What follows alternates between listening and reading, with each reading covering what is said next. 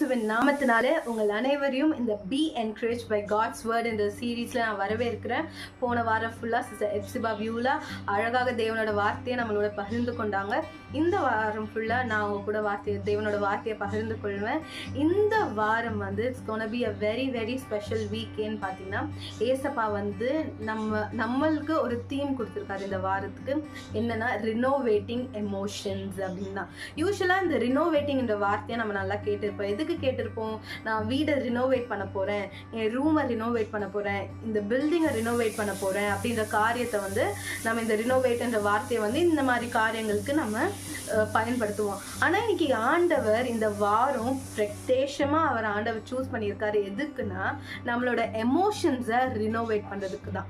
ரினோவேட்டோட meaning என்னன்னா, ஒன்று rebuild பண்ணுறதோ இல்லை ரினியூ பண்ணுறதோ, தமிழில் சொல்லணும்னா புதுப்பிக்கிறது. இல்லை ஒரு புது வீடு போக போக போக அது கொஞ்சம் பழசாகும்போது சில தூசியோ இல்லை சில என்ன சொல்கிறது, சில துரு பிடிக்கிறதோ இல்லைன்னா சில டேமேஜ் வந்ததோ அந்த மாதிரி இருக்கும்போது அந்த வீட்டை என்ன பண்ணுவாங்க, கொஞ்சம் ரினோவேட் பண்ணுவாங்க, சில ஒர்க்ஸ் பண்ணுவாங்க. அந்த மாதிரி நம்மளோட எமோஷன்ஸை வந்து ஆண்டவர் வந்து டீல் பண்ண விரும்புகிறார், ரினோவேட் பண்ண விரும்புகிறார். ஓகே, நம்ம வந்து நிறைய காரியத்தை நம்ம இந்த எமோஷன்ஸ்னால இழந்திருக்கிறோம். நம்ம வாழ்க்கையில் நடந்த நிறைய விஷயத்தினால நம்ம எமோஷ்னலி வீக் ஆயிருக்கலாம். ஸோ ஆண்டவர் அதை நம்மளோட வாழ்க்கையில் புதுப்பிக்க போகிறாராம். ஸோ இந்த 7 நாளும் நம்ம 7 விதமான எமோஷன்ஸாக பார்க்க போகிறோம்.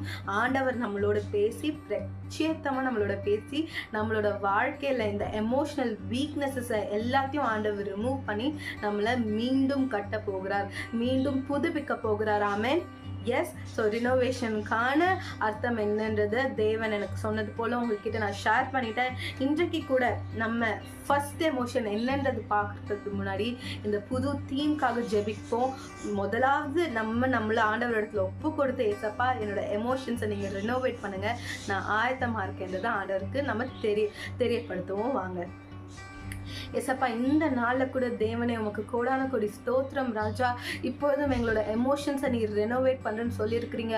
அப்பா, உங்களுக்கு தெரியும் எங்களோட எமோஷன்ஸ் எவ்வளோ பாழடைஞ்சு போயிருக்கு, எவ்வளோ டேமேஜாக இருக்குன்னு ஆண்டவரே. அப்பா, எங்களோட எமோஷன்ஸை நீங்கள் இப்போ சரி பண்ண போகிறதுக்காக நன்றி, ரினோவேட் பண்ண போகிறதுக்காக நன்றி, ரினியூ பண்ண போகிறதுக்காக நன்றி, புதுப்பிக்க போகிறதுக்காக நன்றி ராஜா. ஏசப்பா, இந்த சீரீஸில் ஒரு எபிசோட்லையும் ஆண்டவரே நீங்கள் எங்களுக்கு ஒரு டெலிவரன்ஸ் கொடுக்க போகிறதுக்காக நன்றி ராஜா. இயேசுவின் நாமத்தினால ஜெபிக்கிறேன் ஜீவனில் நடப்பதாவே. ஆமென், ஆமென். இங்கே அநேகர் நீங்கள் ரொம்ப நம்பின சில மனிதர்களால், ரொம்ப நேசித்த சில மனிதர்களால ஏமாற்றம் அடைஞ்சிருப்பீங்க. சொல்லப்போனால் துரோகம் அடைஞ்சிருப்பீங்க. நிறைய பேர் உங்களுக்கு துரோகம் செஞ்சுருப்பாங்க. நீங்கள் அவங்களுக்குலாம் நன்மையாக தான் நினச்சிருப்பீங்க, பட் அவங்க உங்களுக்கு துரோகம் செஞ்சுட்டு போயிட்டு இருப்பாங்க. துரோகம் செஞ்சது மட்டும் இல்லாமல் அப்படி ஒரு காரியமே நடக்காத மாதிரி இருப்பாங்க. இந்த காரியங்கள்லாம் உங்களை ரொம்ப ஹர்ட் பண்ணியிருக்கு, உங்களை ரொம்ப வேதனைக்குள்ளே தள்ளி இருக்குல்ல. அந்த காரியத்தை விட்டு உங்களால் வெளியில் வரவே முடியல. அதை யோசிச்சுட்டே இருக்கீங்க ஒரு நாளும். இன்னைக்கு தேவன் உங்களுக்கு ஒரு அழகான வாக்குத்தத்தத்தை வைத்திருக்கிறாங்க. இந்த வழியில கூட நீங்க தேவனை பிடிச்சிட்டே இருக்கீங்க, அதை ஆண்டவர் பார்க்குறாரு. இவ்வளோ நடந்தும் நீங்க தேவனை விட்டு விலகாம தேவன் கூடயே அவரோட பாதத்திலே இருக்கிறீங்க. அவர் கூடயே நீங்க ஏன்னா அவரை ஆராதிச்சுட்டே இருக்கீங்க. தேவன் இதை பார்த்துட்டு இருக்காரு. இன்றைக்கு தேவன் உங்களை பார்த்து சொல்ற காரியம் என்னன்னா, இந்த வழியை ஆண்டவர் ஒரு ஆராதனையின் பாடலா மாற்ற போகிறாராம். Yes, the sting of this pain will be turned into a song of praise. தேவன் அது நிச்சயமாகவே செய்வார். இந்த வழியிலேருந்து ஒரு பாடல் உருவாக போகுது உங்க வாழ்க்கையில. அந்த பாடல் எப்படிப்பட்டதா இருக்கும்னா, நீங்கள் தேவனுக்கு நன்றி சொல்கிற ஒரு நன்றி பலியாக தான் இந்த பாடல் இருக்க போகுது. நம்ம எல்லாருக்குமே யோசேப்போட வாழ்க்கை தெரியும். இந்த ஆதி ஆகமத்தில் யாக்கோபோட மகன் யோசேப்பு பற்றி தெரியும். யோசேப்புக்கு துரோகம் நடந்தது. துரோகம் யாரால் நடந்தது அப்படி பார்த்தீங்கன்னா, தன்னுடைய சொந்த அண்ணாக்கள்னாலே, சகோதரர்கள்னாலே நடந்தது. யோசேப்பை வந்து குழியில் தள்ளி விட்டு எகிப்துக்கு அடிமையை அனுப்பிச்சிடுறாங்க. ஆனால் தகப்பன் கிட்ட யோசேப்பு மரணிச்சிட்டான் அப்படின்னு சொல்கிறாங்க. அந்த வழியில் கூட யோசேப்பு வந்து தேவனை விடவே இல்லை. அந்த வழியில கூட யோசேப்பு தேவனின் ராஜ்யத்தோட சித்தத்தை செய்து கொண்டே இருந்தாரு. அதுக்கப்புறம் யோசேப்போட வாழ்க்கையில நம்ம பார்க்கிறோம், எந்த இடத்திற்கு அடிமையா அனுப்பப்பட்டானோ அந்த இடத்துல ராஜாக்கு அடுத்த நிலையில ஆண்டவர் யோசேப்பை உயர்த்தி வைத்தாராம். எஸ், துரோகம் நடந்ததுன்னா, ஆனா அந்த துரோகத்துல கூட ஆண்டவரை யோசேப்பு விடல, யோசேப்பும் ஆண்டவரை விடல. ஓகே, யாரு அவருக்கு துரோகம் பண்ணாங்களோ திரும்ப அவங்களே யோசேப்பு கிட்ட கிட்ட வரும்படிக்கு ஆண்டவர் வச்சாரு. ஒரு பாயிண்ட்ல அவங்களோட சகோதரர்கள் யோசேப்பு கிட்ட மன்னிப்பு கேட்கறதையும் நம்ம பார்க்குறோம். ஸோ இப்படி எஸ் ஒரு பாயிண்ட் ஆஃப் ஃபேஸ் வந்தது யோசேப் லைஃப்ல. அந்த வலி டெய்லி நைட் யோசிச்சிருப்பான் யோசேப், என்னை ஏன் அண்ணாக்களே இப்படி பண்ணிட்டாங்களே, இப்படி நடந்துடுச்சே அப்படின்ற ஒரு வலி வேதனை இருந்திருக்கும். பட் அதன் மத்தியிலும் யோசேப்பு தேவனை கை விடவே இல்லை, தேவனை விட்டு விலகவே இல்லை, தேவனும் யோசேப்பின் கரத்தை விடவே இல்லை. இன்றைக்கு உங்களுக்கு நடந்த துரோகத்தை கூட ஆண்டவர் பார்த்திருக்கிறாரு. ஆண்டவர் ஏற்ற நேரத்துல உங்களுக்காக ஆண்டவர் யுத்தத்தை செய்கிறது மாத்திரம் இல்லாமல் யார் உங்களுக்கு துரோகம் செய்தார்களோ அவங்க முன்பதாகவே உங்களை கண்டிப்பாக உயர்த்துவார். அதுக்கு நீங்கள் கவலைப்படாதீங்க.